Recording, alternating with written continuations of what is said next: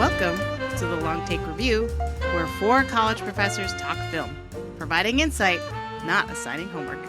I'm your host, Jen Subchakchai-Bankard, and I'm here with three contenders. First, he's got a double nomination for movies no one likes. It's PT McNiff. How's it going, PT? He's her over there with that fat baby, parading it around in a little outfit, not dressed for the weather, with pockets. What's the baby got pockets for? What's it gonna keep in its pocket? I'm doing well, Jen. How are you?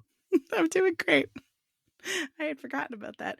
And he's working hard on his grassroots campaign to Leslie style. It's Greg Cass. How's it going, Greg? All unhappiness in life comes from not accepting what is. You know who told me that? Lady Gaga. I'm good, Jen. So good to see you and to be talking actual awards races tonight. Oops, all Hollywood news edition of Long Take Review. It really is. It's all movie news all the time today. But we can't get started without our last co-host. He's going to blow us all away with his acceptance speech. It's Antonio Elifonia. How are you doing, Antonio? I think it's very wrong. I didn't get my way. I need to lay down. I'm doing great. Amazing. No one went with Emilia Perez. Okay. So those... You already outlawed the quotes we wanted to use, Jen, on the actual episode. I regret doing that in retrospect. I should have just let you cook in the way that you only know how. So listeners, those were all references to the awards race, the Oscars race, the thing that we're all excited to talk about today. So as we just alluded to, there has been a slew of precursor news. And when we say precursors, we mean awards that and nominations that come out in anticipation or leading up to the Oscars, right? So we had a lot of big critics groups come out with their nominations and in some cases winners, their best of lists. And then just this morning, the Golden Globes announced their nominations, which is like the really big, like everyone wants to get in on the conversation about what this means for the Oscars. So we're going to be here today kind of like parsing out what it all means, and in particular talking about who's coming out of this week more in contention and less in contention, who's happy and who's sad about the recent news, and kind of look towards the future and what might happen down the road. So, but PT, if listeners want to give us an obscure nomination that no one will understand after listening to this episode, what can they do? If you like us, you really like us, then please follow the Long Take Review wherever you get your podcasts. We host the feed on Jen's Substack at thelongtake.substack.com. But you can also find us wherever you get your podcasts: Spotify, Apple Podcasts, Overcast, YouTube, and many more. On social media, you can also follow us on Instagram, Threads, and Blue Sky at The Long Take Review, as well as on Letterboxd. The account is at LTRpod. You can also search for the hashtag LTRpod to see what each of us individually have been watching. Jen? All right. Thanks, BT. So I think the way we're going to do this, we've kind of planned this very loosely. So I think what we're going to do is kind of go around the proverbial circle and share who we think is doing better as a result of all the news, including Golden Globes today, who is doing worse, right? Who's kind of like waning in their campaign potentially. And when I say who, I mean both an individual actor or a movie or a director. We can interpret that very broadly. And then what surprised us about the nominations and winners from the past week or so. So who wants to start?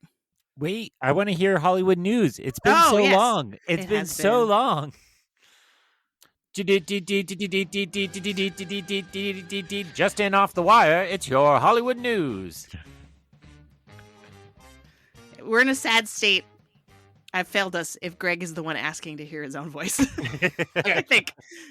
I'll start by saying I think the big winner over these last couple of weeks, and right now I have pulled up 6, 7, 8 different awards bodies that have either critics groups or precursor nominations that came out. I think the winner is chaos.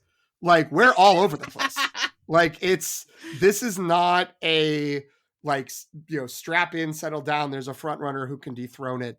We're bouncing all around and all over the place. And there's some which we'll get into, that had a better time. There's some that had a worse time, but like nothing is really set. Like there's no sort of concrete that is forming around any particular category and race. But because that's not really an answer to your question, I'll just say a big winner I'm seeing is A Real Pain, and that's because I think the one person who probably had the most consistent success is Kieran Culkin in supporting actor or supporting performance when the categories are non-gendered, whether that's winning or being named a runner-up or just being nominated when there's just nominations.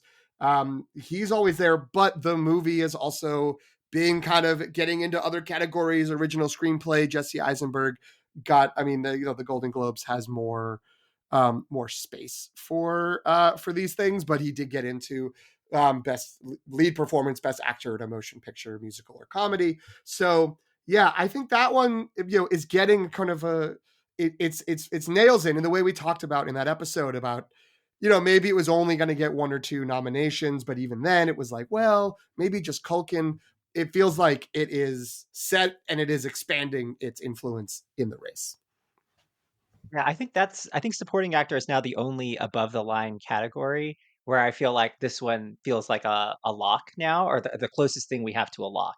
Because he won LA Film Critics, New York Film Critics, National Board of Review, Washington Film Critics. So that's uh, and you're right. It's chaos all over the place, and there's lots of sort of mixed signals. But that's the one category where it's not mixed at all, right? Um, my winner was one who was a loser today for Golden Globes, didn't get a Golden Globe nomination. It will hearken to PT's opening, Marianne Jean Baptiste, because she took the New York Film Critics and the LA Film Critics, also the British Independent Film Awards, which might be a little bit more expected, but to get New York and LA, that's a big deal, and it doesn't happen very often. And it's very rare for New York and LA to agree on a winner and it not move on to at least an Oscar nomination. Now, unfortunately, the last time that did happen, New York and LA agreed. It was for a Mike Leigh film, Sally Hawkins and Happy Go Lucky, and she did not move on to an Oscar nomination. But I'm hoping that that her strength. I mean, this is part of why I like the critics groups, why I love the critics groups and like this week. And I love the spreading of wealth is because it directs people to movies that they haven't seen yet. Hard Truths, I think a lot of people haven't seen yet because I think it hasn't, I'm not sure if it's been released yet, right? No. Yeah. Okay. So a few of us saw it at like a film festival, but I think that when it is released, it's a smaller movie, a little bit of a hard sell. So like this kind of attention, I think will be great, both for the film and for this performance. So she was my big winner. Again, she missed out on a Golden Globe nomination today, but I think the strength of these two critics awards, and I think some other attention might be coming her way, will be helpful for her in the race. So I just want to point out who got nominated for a Golden Globe over Marianne Jean Baptiste, and that would be Pamela Anderson for The Last Showgirl, a movie that no critic has actually liked, as far as I can tell. That is a Gia Coppola film, I want to say, and it did the film festival circuit. And at best, people were like, "Oh, that was kind of nice." Like, I mean, like it was, no one was sort of championing it. So that's a choice. And Angelina Jolie, Nicole Kidman, those are contenders we've been talking about for a while now. Tilda Swinton, I had a sneaking suspicion Room Next Door was gonna pop in and snipe somewhere, and because that's a movie that critics have not really, most of them have not connected with, and I think are therefore underestimating it. It's still a Pedro Almodovar movie, and with a very European leaning Academy at times. Like that's one to watch out for, and I think that there's a sign of that here. Fernanda Torres, I'm Still Here. That could very well be. I feel like every year there's an actress nomination where people are like, "Huh, okay," like that. Like it's kind of for American viewers, like because it's an international pick that if you are from another country, probably still seems very obvious. But for American Oscar pundits are kind of they're scratching their heads a little bit. And then Kate Winslet for Lee, which by all accounts, is purely because Leonardo DiCaprio has been hosting screenings for her. And so he is giving he'll her. never let go, her Jen. the- He'll never let go. yeah. Yeah. You beat me to it. I was going to be like, so he's giving her the raft this time around. But yeah, Are we sure? Are we sure if Hard Truths had been nominated, it wouldn't have been as a comedy? Like, I know it has, it gets very dramatic, but I wonder. I feel like frequently Mike Leigh movies, especially these non-historical ones, I think have gotten slotted in as a comedy, but I could be wrong. Secrets and Lies, I remember, was was a drama. That has comedic elements too, but it was a drama. I remember that because Brenda Blethyn won, and then Frances McDormand lost in the comedy category for Fargo to Madonna for Evita. Yeah, you are disturbingly correct from your memory about what happened with Secrets and Lies at the Golden Globes in January 1997. Good job, Antonio. Okay, yeah, so fair enough. I mean, I will say, and I don't know what necessarily put stock in this, and Jen can cut this out if she doesn't like this being a part of it. I was seeing folks mention that not everyone, but a lot of the most prominent snubs with the Golden Globes were Black people. Like between Nickel Boys only getting picture and nothing else underneath, and Sing Sing, besides Coleman Domingo being kind of erased, and both Danielle Detweiler and Ingenue Ellis Taylor not getting into supporting actress, plus Marianne Jean-Baptiste. So, this is not to presume that there's, an intent there. But it's, it's possible that just because something is European and more international and cleaned up maybe from where it was before, doesn't mean there can't be some of these biases creeping in the collective system. Yeah, I think you're not wrong to point that out. I was also kind of thinking that, and I think what makes it look worse is that I think without the Marianne Jean-Baptiste miss, you could have rationalized it as American versus European, right? And I think we are seeing that push and pull. Like the Gothams, I think, gave Clarence Macklin and Coleman Domingo actor wins, which was a bit of a surprise. And New York Film Critics Circle gave Ramel Ross director, right, and a few other wins. And so, it really, those two very American films about American history or distinctly American issues, right, with the prison system, got a big boost. But then Emilia Perez, which everyone had like started to count out a little bit, came back in a huge way because of the Globes. It was the most nominated film. I think it had like 10 nominations, right? So I think there is a little bit of like international versus American, and I think a lot of the nominations at the Globe sort of speak to kind of what happens when two American films when they're in the mix with other ones. But Marianne Jean-Baptiste is very British, and so like we don't have that excuse, I think, anymore. I still accepting everything that was just said, and if all things are considered equal and things look racist, they probably are racist.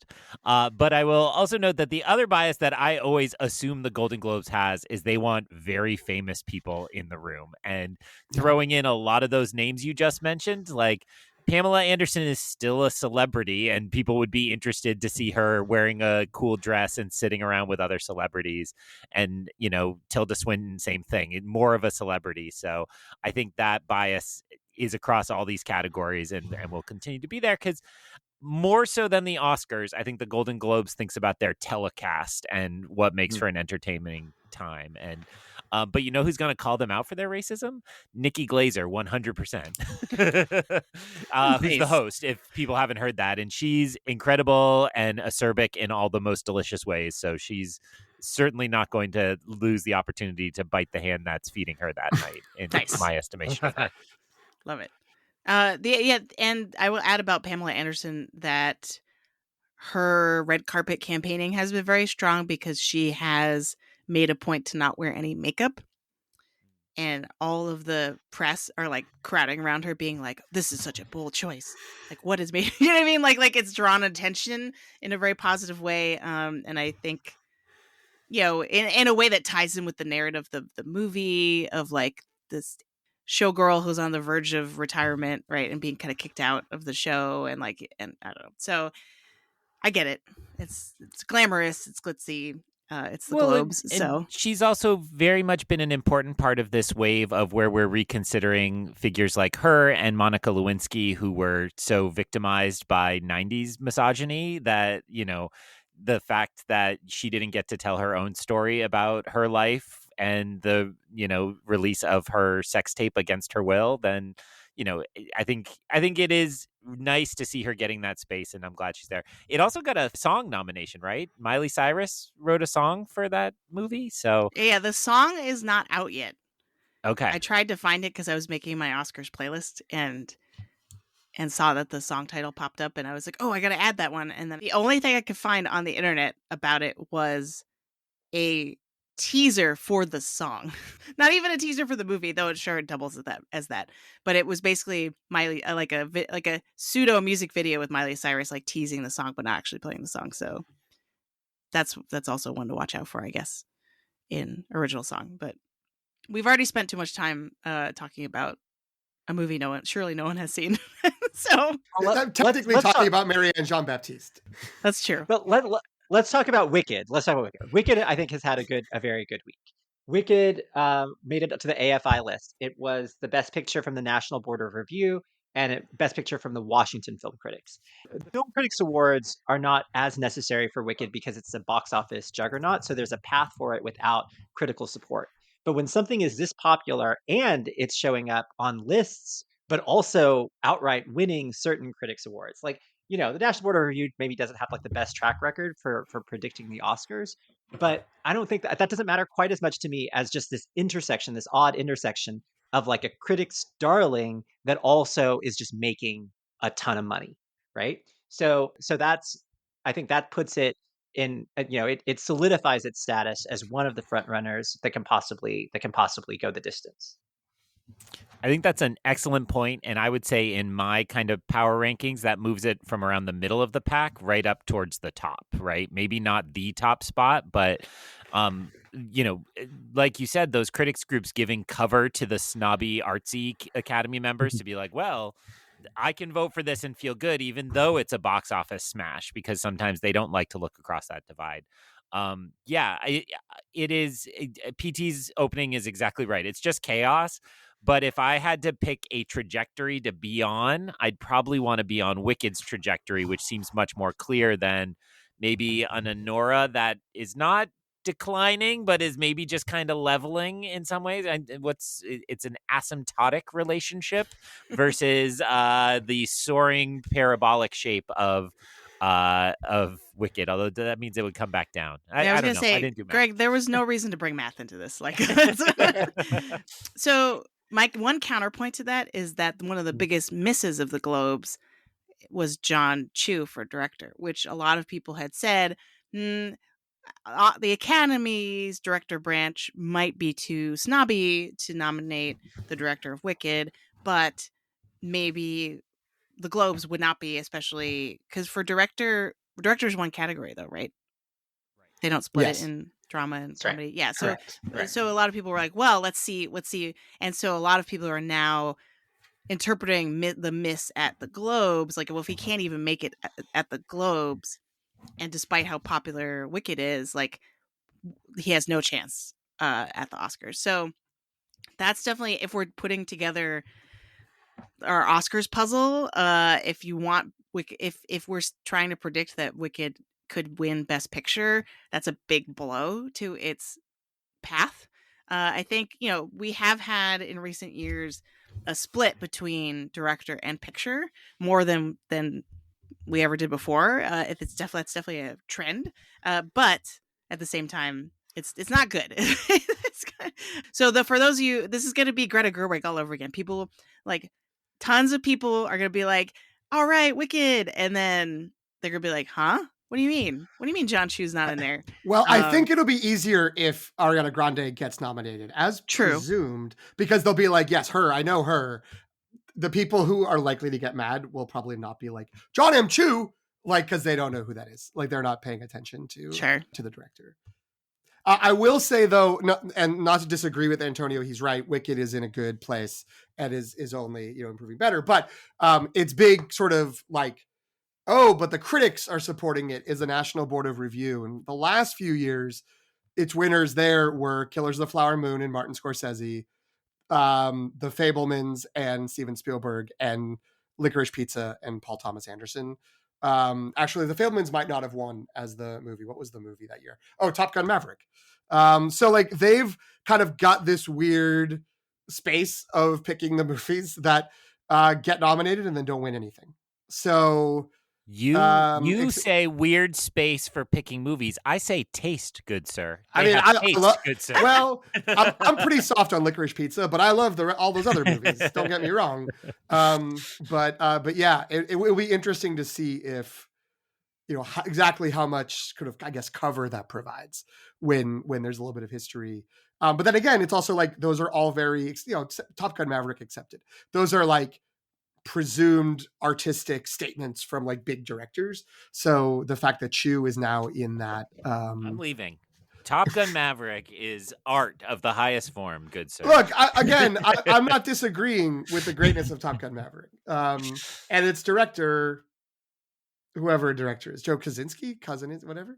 Anyway, Wow. It's interesting that that this movie's in there with them, but I'm curious if it will really translate forward. You're headed for a final reckoning that you're going to regret. Fine. Yeah, my real final reckoning is I think that right now, as we talk, is the peak for Wicked, and I think that it's Oscars wise, not cultural. I would say at minimum, it's making it into Best Picture now.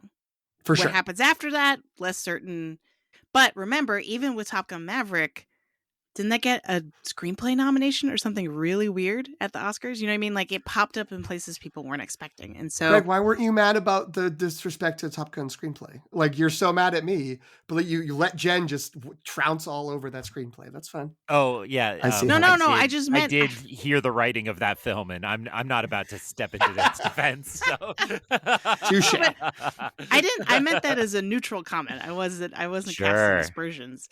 But right. it was more of those. I remember pundits being shocked that it popped up somewhere like that and people got really excited about its Best Picture prospects. Mm-hmm. Remember, like people were like, could it go all the way? Could it win? If that's the sign, isn't it? I'm right here. You don't have to call me people. All right. Sorry. You weren't the only one though. Like a lot of other pundits. There were dozens of us. Yeah, it was 6 nominations, 2 above the line, and 1 win for Best Sound in the end, which is, but that I think right now, like, cut back 10 to 2 months ago, if that was offered on the table for Wicked, I think a lot of people who are on Team Wicked would be like, great, would love to get 6 nominations and a win. Yeah. But now that feels like that would be a letdown after the hype of the last few weeks, that like people are like, this could go all the way, again, I'm proud to be wrong, happy to be wrong. If it's not peaking right now, it could carry all the way forward. It's a crowd pleaser. Even a month ago, most pundits had Gladiator 2 on their Best Picture list still.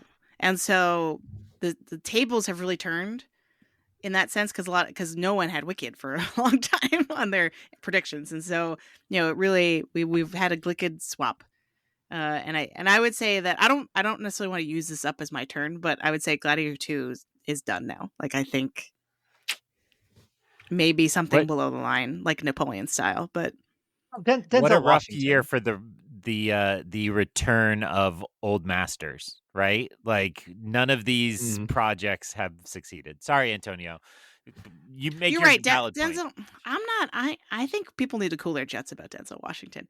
Yes, he did get nominated here, but he was always going to get nominated here because you know what I mean? Like, because it's a flashy performance in a movie that was, the sequel to a huge movie. So I don't know. Like, I mean, it also made, if we're going to talk about it, it also made the National Board of Review's top 10.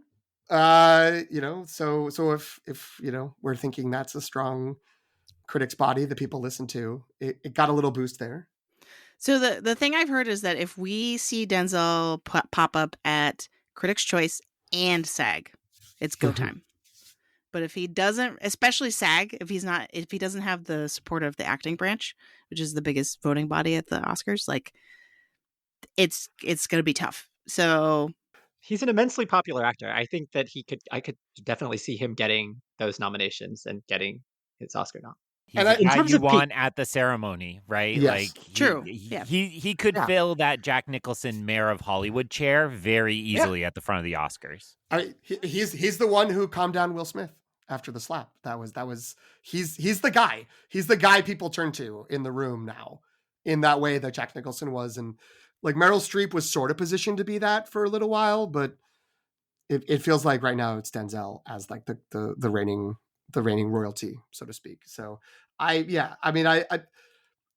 loved the single Coen brothers version of Macbeth, but if he can get in for that movie, which otherwise just sort of like faded away, except for I think a cinematography, then I think he could lift up Gladiator, which will presumably get at least some like Napoleon-esque 2 or 3 below the line craft nominations for all the work that was done to make that happen. Coming to you soon in an episode of the Long Take Review when we talk about Gladiator 2. That is true. We didn't end up recording that last week, but we are going to try to do it right after this. So hopefully it'll be on your feed soon. Roman J. Israel Esquire. That was the one I was thinking of, where I was like, yeah, that's a movie that no one had seen. And everyone was like, wait, what?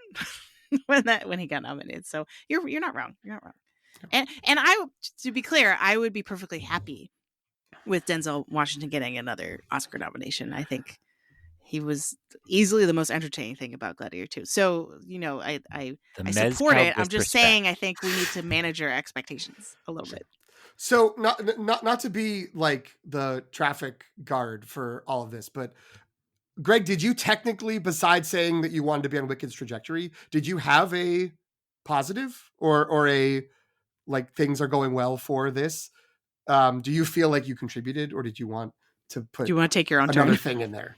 I would like to take my own turn. Okay. So being the proponent of small independent films like Top Gun Maverick that I am on this show, I want to point out that there are a few indies that are starting to bubble up in really cool ways. And I'm not going to go so far as to say that these are going to rocket all the way to the top.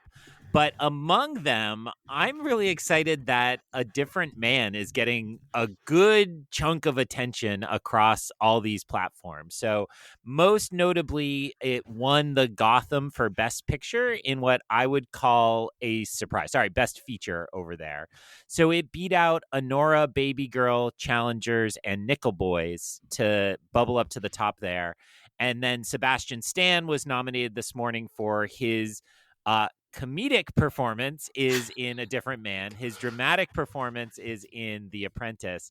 I saw both those movies the same week, and I left that week like buying all the Sebastian Stan stock I could. He is so unbelievably transcendent in both of those.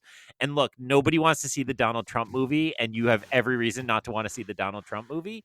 But he like makes that such a good performance and a serious take on a character that we have seen caricatured into the ground, right? And so I think both of these nominations today are absolutely deserved. I don't think any are really going to go much further.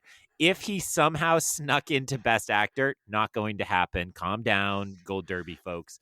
But I would say, it would be like incredibly well deserved and well earned. So I really love A Different Man. I think I mentioned it the Substance Week. I believe it's now on at least premium video on demand. It's probably making its way towards the cheap rental, but it is really good and really worth your time. So I get really excited this year for those nominations that take a film that's been forgotten or overlooked and really bubble it towards the top. So that's I'm most happy about this movie this week.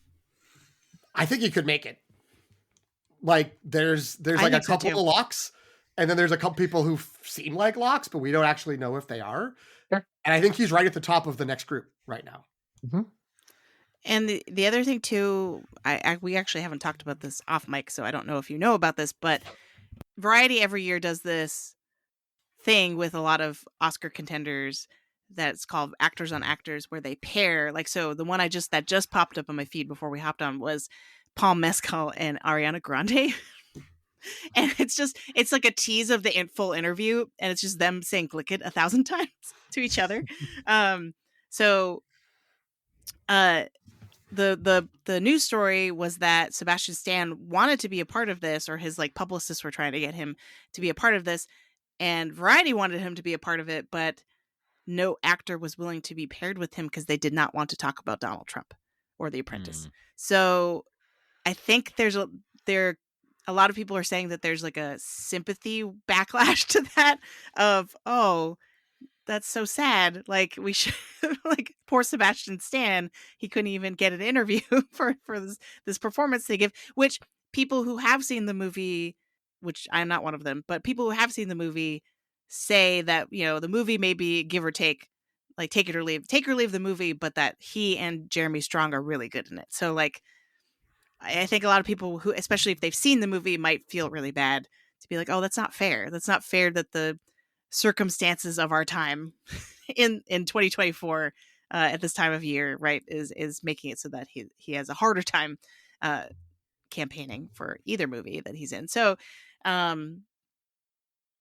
yeah, that's all that is to say. I do think it is possible now. Double nomination, that's a huge endorsement. I did not know any of that, so thank you for informing me about now how I'm going to boycott the rest of the actor on actor. No, but I just want to put in a plug, as I tend to, for a podcast I listen to. On the A24 podcast, their new shtick is they just get two of their actors promoting different projects to sit down together. And so they had Coleman Domingo sitting down with Sebastian Stan, and it is so good because those two men are very, very charming. And it's a little bit of a love fest, but there's a little craft talk in it. And to hear what they appreciate about each other's performances is really, really cool. So who needs you, Variety? We got A24 taking care of us. Thank you, A24, for everything. That sounds like if they were arranging the interviews now as opposed to whenever they did them weeks ago, it would have been very different because it would have been like, no, it's for a different man. You don't have to talk about The Apprentice. But I mean, even at the Gothams, when a different man won feature, he wasn't nominated in lead actor. It was only the supporting actor, Adam Pearson, who got nominated.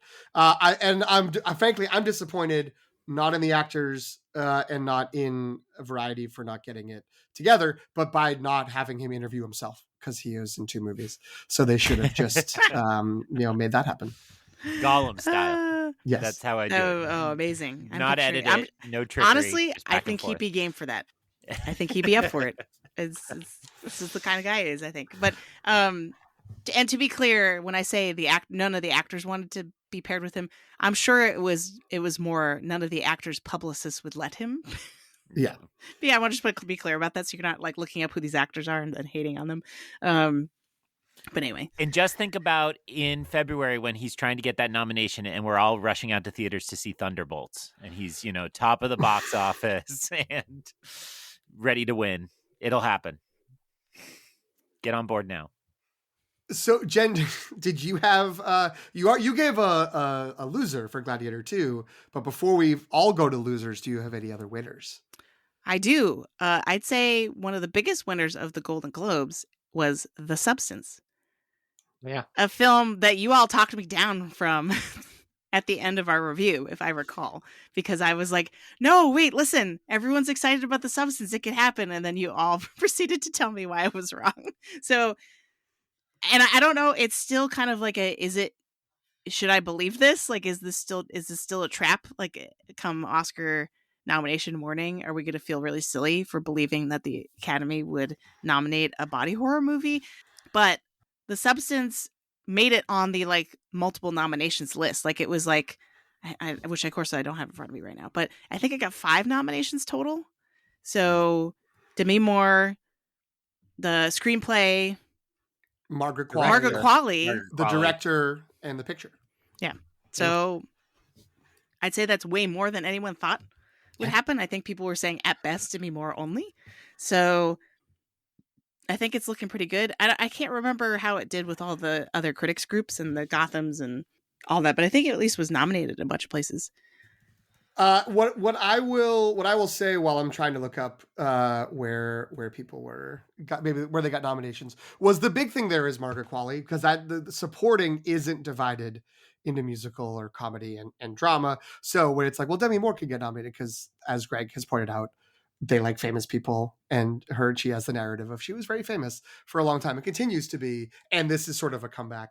So that was like, yeah, of course that will happen. But there's only 6 spots across all the movies for supporting, and they still chose Margaret Qualley, plus screenplay, which only has 1 category, and director. So yeah, that felt like a notable push by the Globes, which, it's easy to forget, especially when we have Emilia Perez, which is very European and has the European pedigree and was winning European awards. But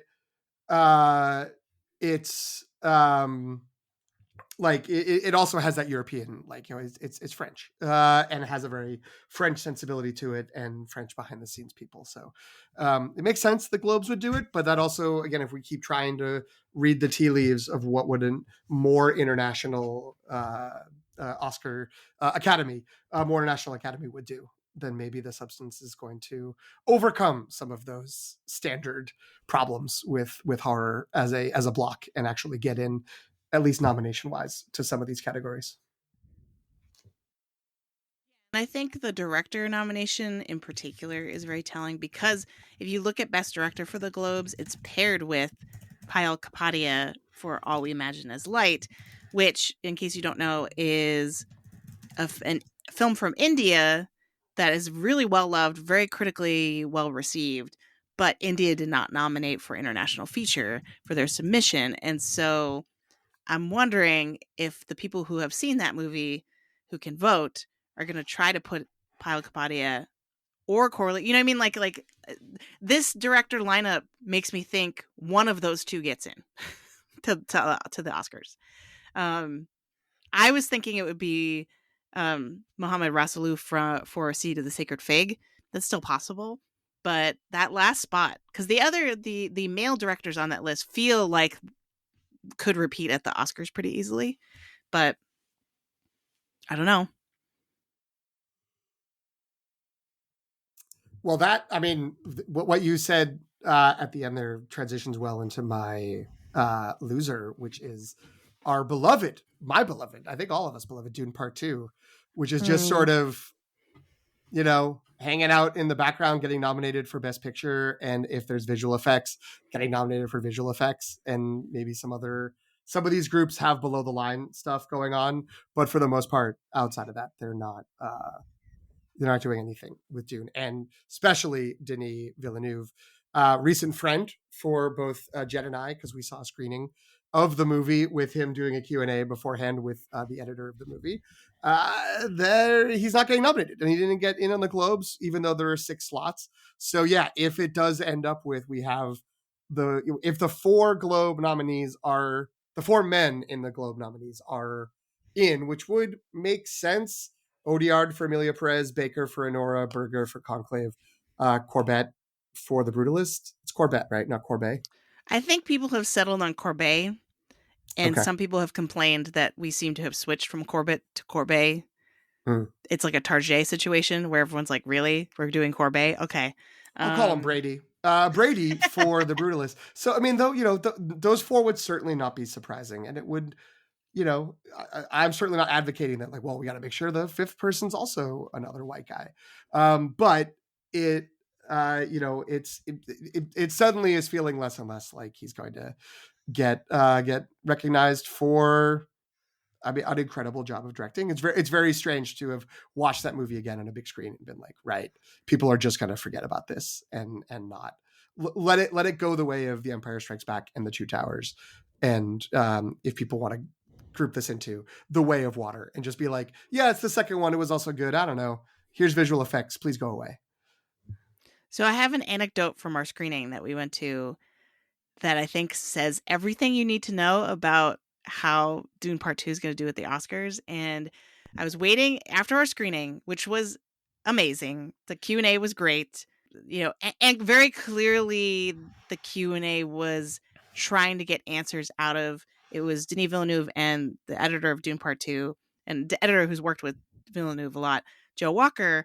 And clearly the narrative they were trying to spin through the interview questions was, tell us about how innovative the filmmaking is in this. Like, they talked a lot about the infrared cameras and Gady Prime, and like how much work goes into it. And they're like, you know what I mean? Like, so very clearly the screening was meant to be, and if you didn't know it from that, you would know from the screen saying, for your consideration in all categories, was the the screen that was up before the screening started. Anyway, after the screening's over, I'm waiting in line to get into the bathroom, and the woman who's in front of me is very gregarious, but also like very upset that the person, whoever's in the bathroom while she's waiting, and it's a single stall bathroom, is taking too long. And so she's trying to talk to me occasionally, or like being like, am I right? Like, this is taking forever, right? And I'm just like, okay. And basically she says to me, and this is like right before goes in to take her turn in the restroom, she says, did this movie come out this year? And I was just like, great. I'm like, we're doomed.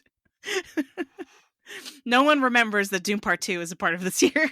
Like, so, and it just confirmed so much of what I had been worried about, that people would just have forgotten about Dune. And that a bunch of people hadn't seen it before. That was the other thing at our screening. It was like, Anthony Brezikin, who was the host, said, just out of curiosity, raise your hand if this is your first time seeing Dune Part 2. And then like easily 15 people raised their hands, at least, that I could see. So, which definitely changed the planned answers. Yes. It seemed, because they had to be like, so they had to like try to talk very vaguely about like, when we selected music for a scene, and like they didn't want to say the last shots of the movie, or when this big event happens. So it made some of the answers a little bit more vague, which might have blunted the impact. But I'm sure Denis Villeneuve didn't want to sit there for 2 hours and 40 minutes and wait until the movie was over to do the Q&A. He had other things to do that night, probably other campaign events to get to. Right. So at least they're trying, but I don't know if it might be too late. That's my point. Antonio, how about you for a loser? There are a couple choices here. One of them, so Conclave has done well in terms of like it's showing up where you expect it to show up as in Best Picture and Best Director, being in contention for all those things. But a category where we thought there'd be sort of like a wealth of talent that could be tapped is supporting actor.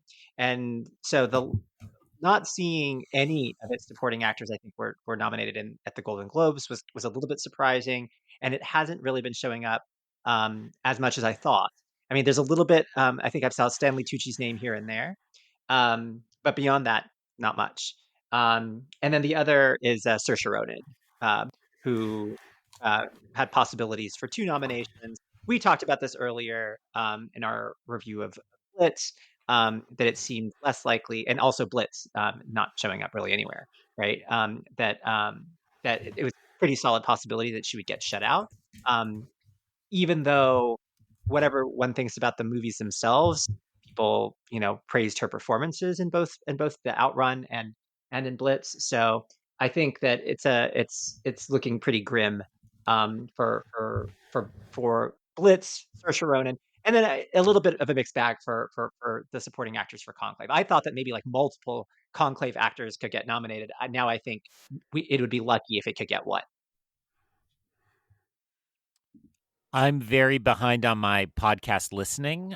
You guys, it sounded like you had a great time at the Newport Beach Film Festival. I just listened to that this week. But that's right at the height of Conclave buzz in the podcast. And there's so much hype, especially when it did so well that first weekend in terms of the box office. So I completely agree. It's kind of cooled since then. And I think Stanley Tucci not making it more frequently is kind of the death knell in it going very deep. I would maybe go so far. I mean, Ralph Fiennes is still showing up a lot, but I would say he's waning a little. It doesn't seem like a slam dunk, which that first weekend, everybody's like, this is it. We're making up for Grand Budapest. Let's do this. And I don't think that's that's there anymore. My heart breaks for Saoirse Ronan.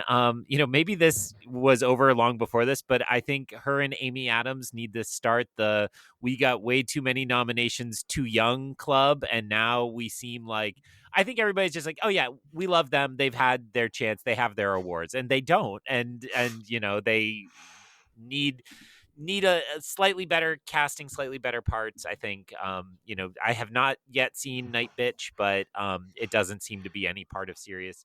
I mean, it came out last Friday, and I don't think I've heard anybody in my life talk about having gone to see it. I'm hoping to get to it myself still, but it just seems like that one's cooling. So, except for the Hollywood Foreign Press Association, which nominated Amy Adams for Night Bitch.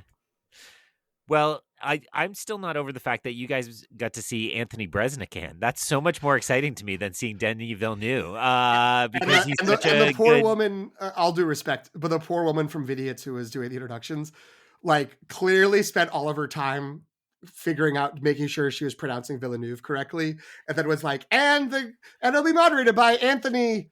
Oh God. And then, like, picked up her phone and was trying to find it and never actually said it. He just shouted his name as he walked up. So yeah, but it was good.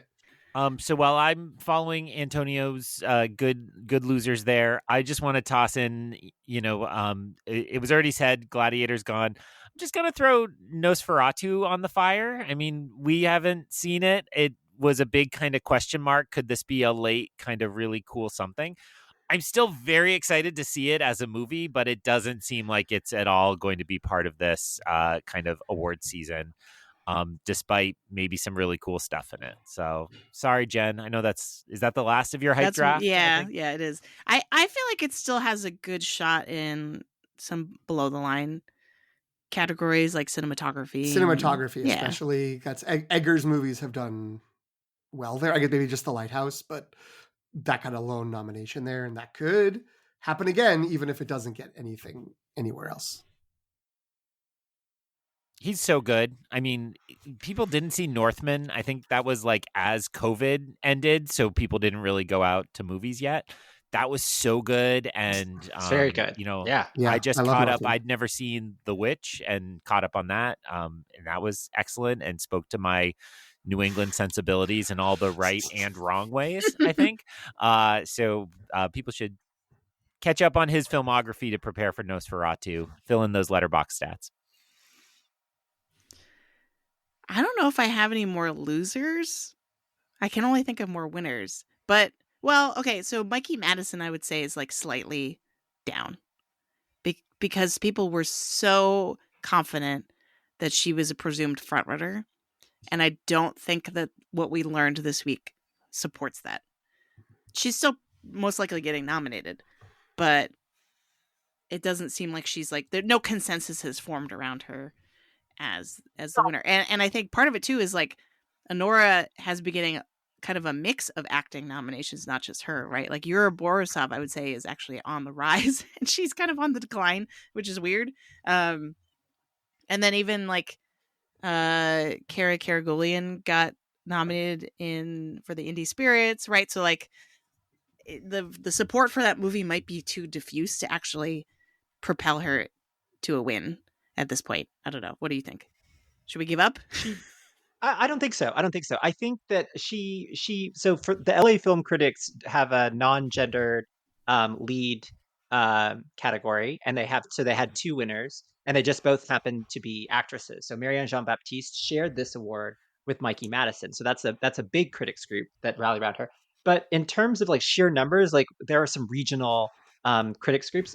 Atlanta, Boston, Michigan, and Washington all named her best actress, and so those are smaller awards bodies. Obviously, she needs like a signature win beyond, I think, the LA Film Critics. But I still think that there's like that's a lot of support, and she's still, I don't know if I'd call her the front runner still, but I don't know who the front runner is then if it's not Mikey Madison. I mean, I think it's just that it's uncertain, but like I think like I'm somewhere in between the two of you. I think there was the possibility that she would be like Kieran Culkin and be like, oh, yeah, this is pretty locked up already. And it's not that, but she also hasn't missed anything that she needed to get. Like she got nominated at Indie Spirits at Golden Globes.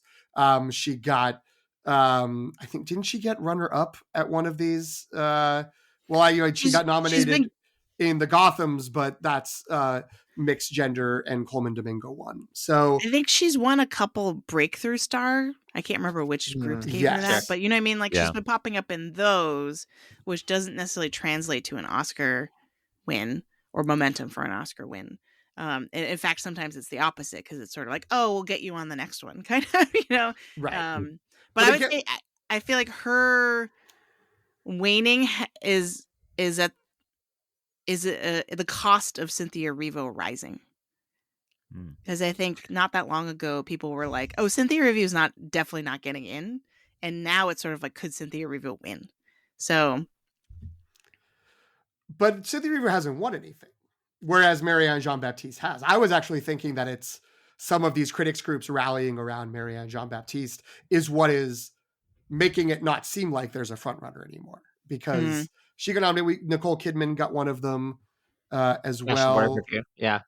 And so that's like, I think it's more that she hasn't solidified it, but it's not like, you know, unlike some other movies, unlike Sing Sing, unlike Dune Part 2, there's not a body where Anora is not being nominated. And when there's lists of lead actress nominations, hasn't missed any of them.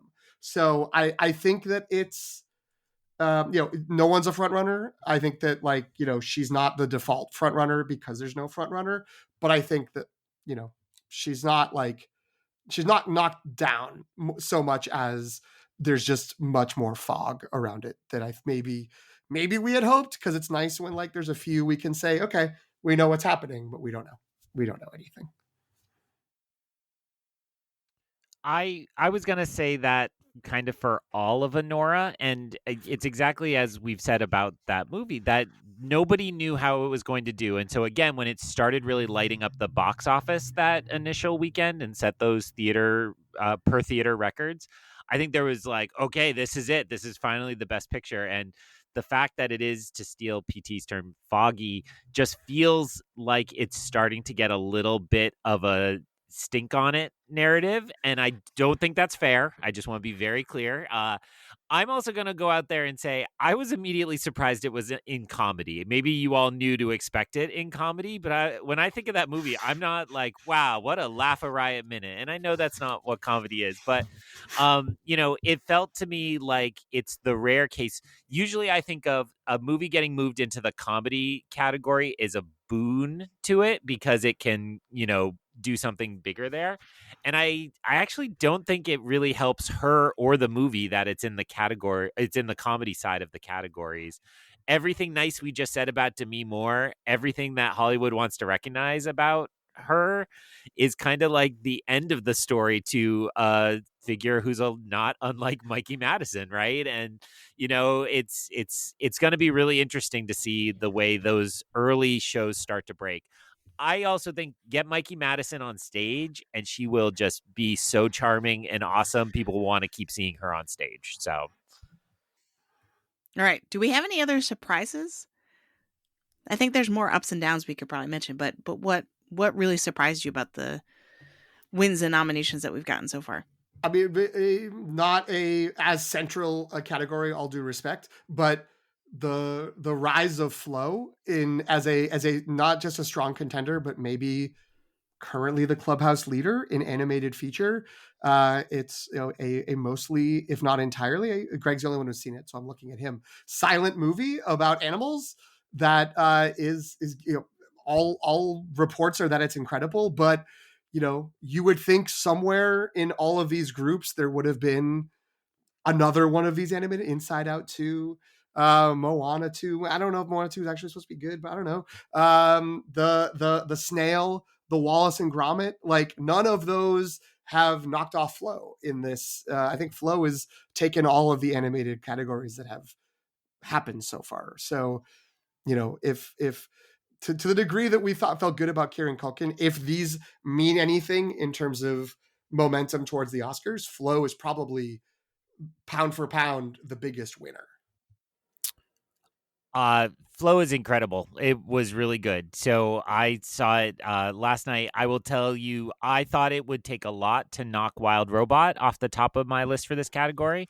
I think it at least competes with Wild Robot for being as beautiful. I think you might quibble back and forth about which one has the better story. As I went through my old podcasts, a lot of the Wild Robot podcasts talk about it is emotional, but it's like trying to be emotional. It reminds me of late stage Pixar, whereas like the opening of Up, it was like such a gut punch because they surprised you, and then they're like, and now we'll do it 4 times in this one. And so Wild Robot had a little bit of that feeling, whereas Flow is just totally gripping and engaging and gorgeously animated.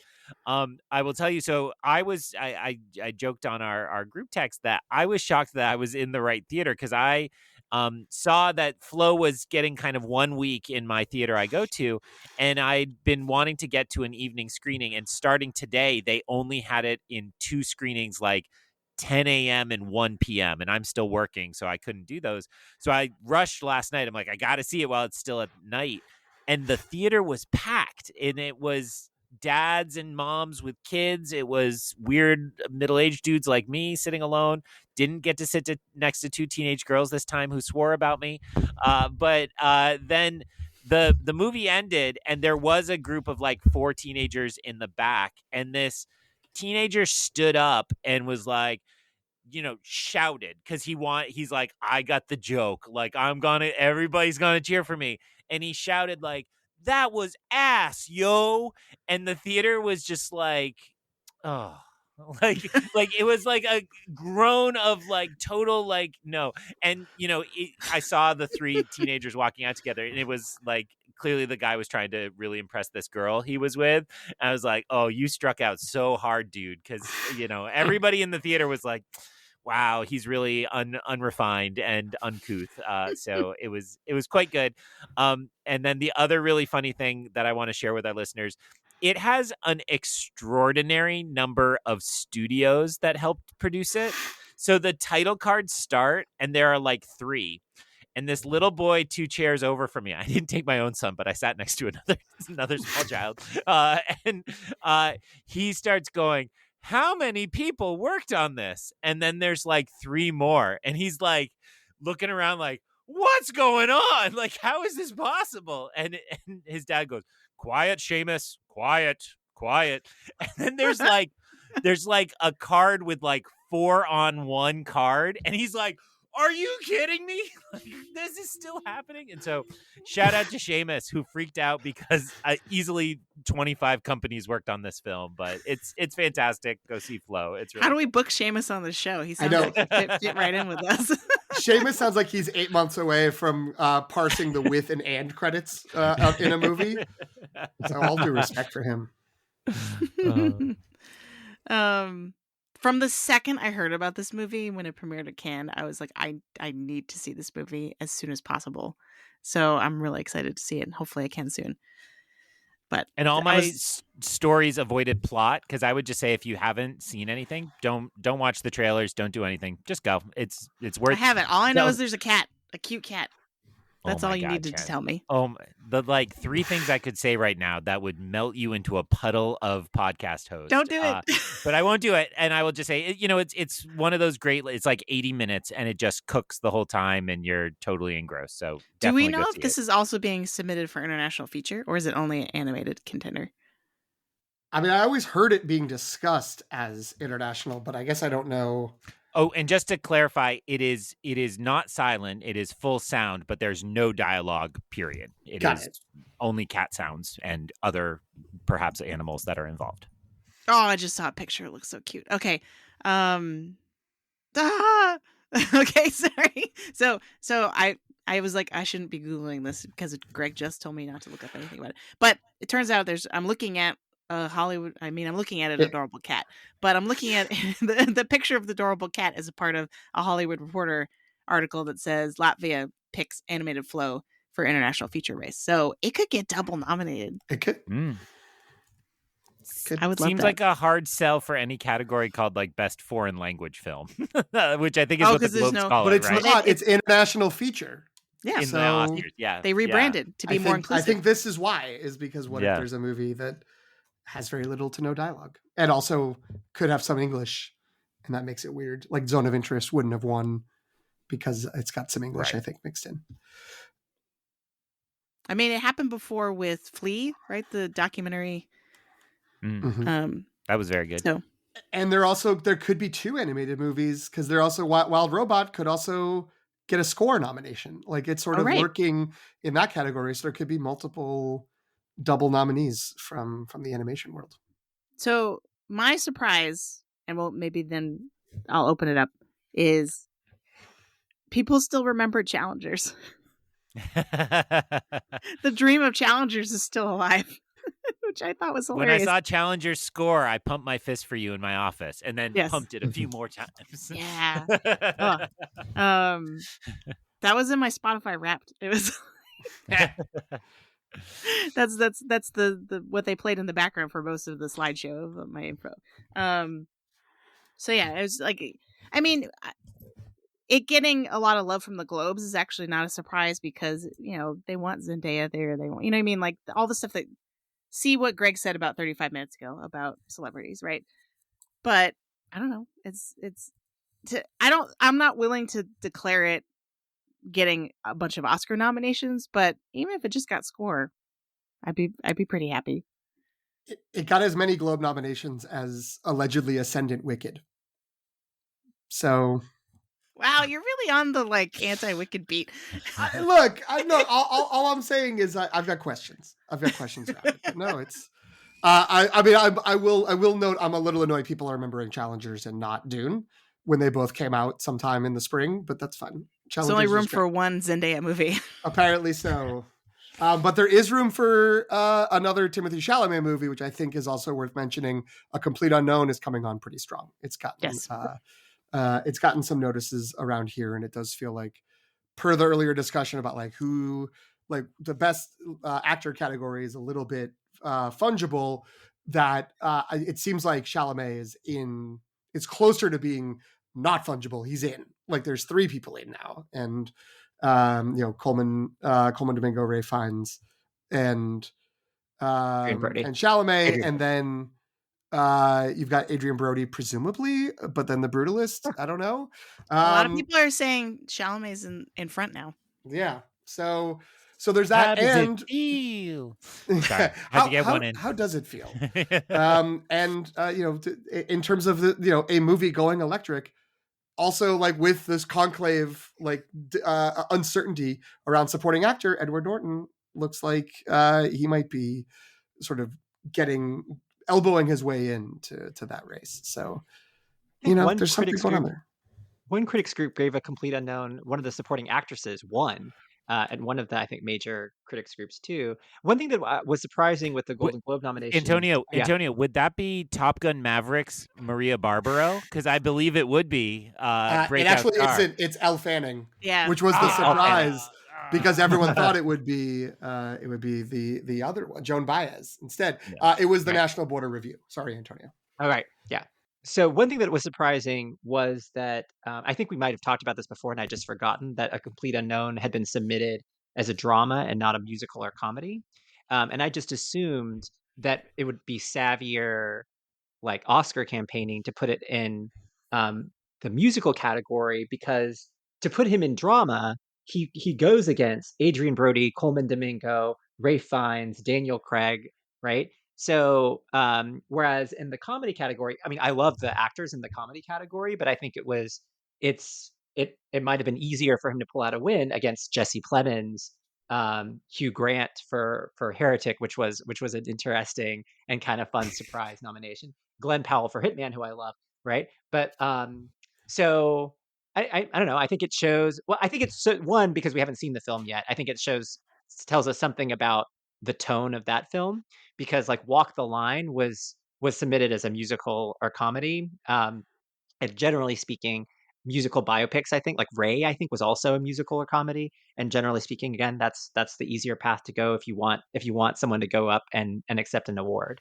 So so one tells us something about the tone of the movie, but two, tells us something about sort of like the confidence that they have in the performance that it could win even in the pool of dramatic actors. I think if we're thinking about this in terms of campaign strategy, Sure. I can see them being like, no, you need to take this seriously. And that's why they really want to be in drama, regardless of the competition like that, because then that creates a better narrative overall for the film. Because, like you said, like so many musical biopics end up in the musical comedy category that maybe they want to be like, no, we're a step above all those other films. We're doing something dramatically more legitimate or something like that. It's not just about the greatest hits, right? It's more and the music, it's more about the dramatic performance. So I mean, that's the only, either that or they didn't want to go up against Wicked. Now I'm just trying to antagonize PT. I mean, it would make sense. Although, you know, maybe the substances were the one they should have been afraid of. Yeah, we'll have to see. I mean, the main thing I would take away from these nominations is that the results of the Golden Globes is going to be tremendous one way or the other. You know what I mean? Like all it will take is, because so many of these races are pretty open and there's chaos, like PT said at the beginning, like I think a win at the Globes could really change the trajectory of some of these races in a big way, in a fun way. I like chaos. Yeah, the chaos makes it fun. What are people thinking about Emilia Perez right now? Because it got a ton of Golden Globes nominations, and it was very successful at the European Film Awards. It was big winner. People 5 use the word huge swept. categories. It swept the European Film Awards. And basically is nowhere else. Like none of the other things have touched it. I don't know if it's nowhere else. It definitely made one of the top 10 lists, either National Board of Review or AFI. It made one of those. I think it was AFI. I think it was AFI. Yeah. PT just means it's nowhere in his house, nor will it ever be played in his house. That's correct. It's already been entirely forgotten. It's been purged. I mean, I think it's here to stay. I think whichever critics were dismissing it before, that it was kind of losing steam, a lot of people were sort of saying, oh, well, if Wicked is like the closest we have to consensus in terms of its popularity, it's gaining momentum, then what does that mean for Emilia Perez? Like, is there only room for one musical in the Best Picture lineup? All this sort of stuff. I don't think any of that applies. I think the international voting bloc of the Academy really likes this movie, and I think they are a big enough, like their vote is strong enough that it will, at the very least, get a bunch of nominations. And I mean, it is kind of poised to become, at least on the internet, this year's Oscar villain. I don't remember if we talked about that on the episode when we reviewed it, but this is pushing me more towards thinking that's actually going to happen, because if like it keeps getting nominated and maybe winning a bunch of things, you know what I mean? Like then the people who don't like it are just going to dig their heels in more, and we're kind of in for a discourse cycle unlike we've ever seen. So buckle up, I guess. I don't know. So I mean, he's I would right say there, and his name is PT. You don't have to call him people. Jen, these euphemisms. As an Ariana Grande stan, I don't like Emilia Perez. I mean, so I think we're headed towards, I mean, I didn't even think this last week, but I do think we are a step closer to an Ariana Grande Selena Gomez showdown. Not realistically in terms of wins, but like that's what supporting actress is gonna be like, you know what I mean? Like poor Zoe Saldana, that her campaign's going to be completely overshadowed by the war of the stands. But yeah, I think because it happened at Globes, she got in at Globes. I keep listening to Mi Camino, and I'm like, people are going to like this song. Like, people are going to go nuts every time she performs it somewhere. You know what I mean? Like, The political moment we're in, I feel like helps Emilia Perez, right? In all the different kind of the identity politics, but also just celebrating Hispanic culture and Spanish speaking. You know, Selena Gomez doing a song in Spanish means a lot, right? Like all of that, I think, helps this film's chances in this, in all the ways The Apprentice is not doing well. I think Emilia Perez is going to gain steam kind of as people look around and think about how we can express our values in this particular moment. I don't want to lose track of my surprise, even though Antonio kind of stole it, which is Oh. I was the first one up checking out nominees because you are all like on the West Coast or whatever that's called. And so I thought the best performance by a male actor in a motion picture, musical, or comedy was the best, most ridiculous list. It never even occurred great. to me that like half of these people would get in there. So I want to make sure I shout out because I think I have the distinction on this podcast of being the only one who's seen all these movies. So I want to say, Hugh Grant for Heretic is unreal. That you would call that a comedy is so bizarre, and I can't wait for you all to see it and realize this. If you have not been paying attention to the internet, Hugh Grant does have, as a part of a monologue, a speech about Jar Jar Binks, which is just incredible content for our lives and should be celebrated by all of us. But one of the names Antonio skipped, which I think is pure oversight because I know he's a fan of this movie, is Gabriel LaBelle got in, which is shocking. And I don't think Saturday Night has had a good run, period, end of story. But I still put that pretty high on my list. It's probably headed to the top 5 movies of the year for me. Maybe it's at least top 10, maybe top 5, because I really enjoyed that. And the more I hear about kind of behind the scenes and how they constructed it, PT, did you recognize when we watched that movie that about a third of the way through there's a musical number and then they do the update and then there's another musical number at the right moment so that it's constructed like an episode of SNL? I did sort of like realize that when the weekend update part came up, but I forgot to like record that thought by the time the movie was over. That this is sort of following there's a cold open and then there was someone talking for a little while and then they had some things happen, music, blah. Yeah, that's fun. That's super fun. And PT did mention, I'm going to skip Jesse Plemons because I'm still not a big Kinds of Kindness fan. Where'd that movie go? Where's the 20 nominees you all predicted in June? Gone in the wind. Who did Blowing that? in the wind. I think you, Jen. But Glenn Powell, Top Gun Mavericks, Glenn Powell getting in for Hitman, even though we all know Twisters was the superior performance. No, not even close. It was such a great role. I'm glad to see that movie get some love. And he's a big celebrity, and now he gets to be at their award show. So look at that. They did the job. Will Brisket be at the ceremony is what I want to know. Oh, that's a great question. Craig, also overlooking the always prominent and exciting cinematic and box office achievement category, which does directly include Twisters. So good job for Twisters on that one. What are we even doing with that category? I didn't understand it last year, and it's more ridiculous this year. It is. Apparently, Dune Part 2 was not eligible or did not submit for it, which is why Dune Part 2 is not listed there. Because some voters posted today that like it wasn't on the list we were given. Like that we had a short list that we could choose from, and it wasn't on it. And when we asked, they said it's not on the list. So it's a way for Wicked to make sure it's got one again in the same Barbie way. Yeah. Alien Romulus had a great time, gave it a good review on this podcast. We don't need to have an awards conversation about Alien Romulus. Like, did that even do that well at the box office? I don't understand this category. Yeah, I don't know. I thought we could go a whole episode without acknowledging its existence. So thanks a lot, Greg. Well, it's my fault. I did that. No, thanks a lot, PT. Yes. Sorry, I just misspoke. I just want to blame everything on Greg, apparently. Alien Romulus is 20th in the box office this year, domestic box office. So, like, come on now. What are we doing? I don't know. Dune Part 2. They really want it to be what the Oscars tried to do and then got laughed out of, like the popular. Yeah, best popular or most popular film. I don't know. Flash entering the speed zone or something.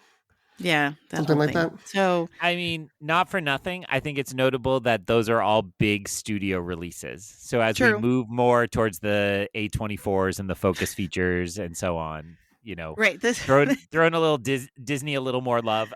Obviously, that's not exclusive. Wicked is universal and has done well universally, but the name of this category really should be we'd like to thank our sponsors. Yeah. Right. Like,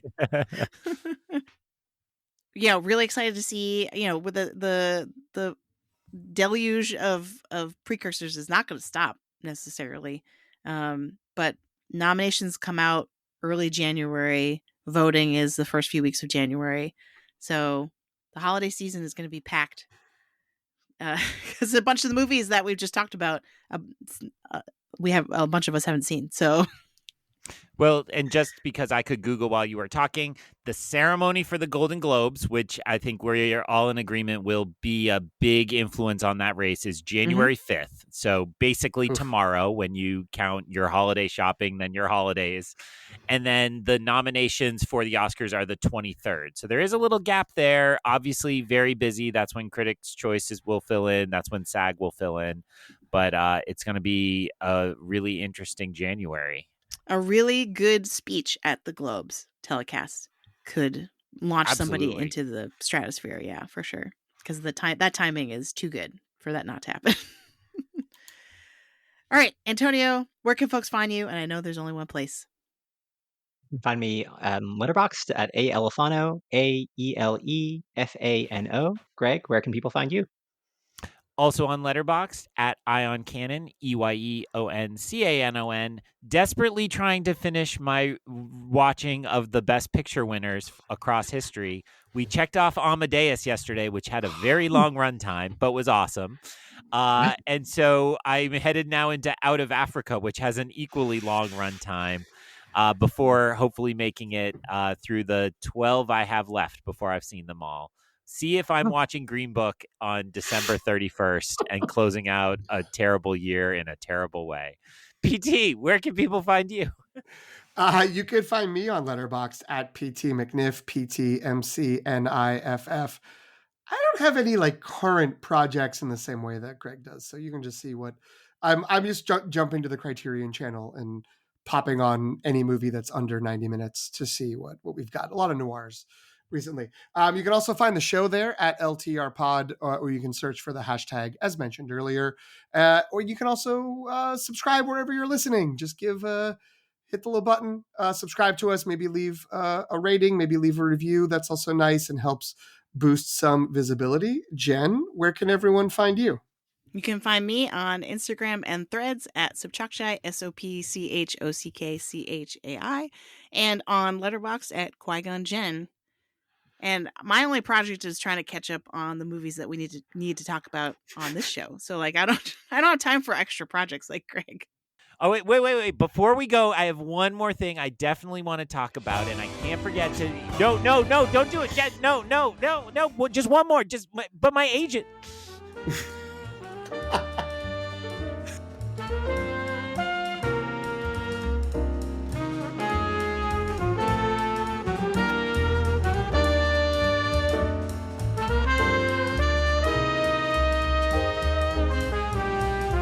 Thanks for listening. You can follow The Long Take Review on Substack at thelongtake.substack.com. Subscribe for free to receive new podcast episodes as well as written reviews of films with Oscar buzz and new films and series from pop franchises like Star Wars and Marvel.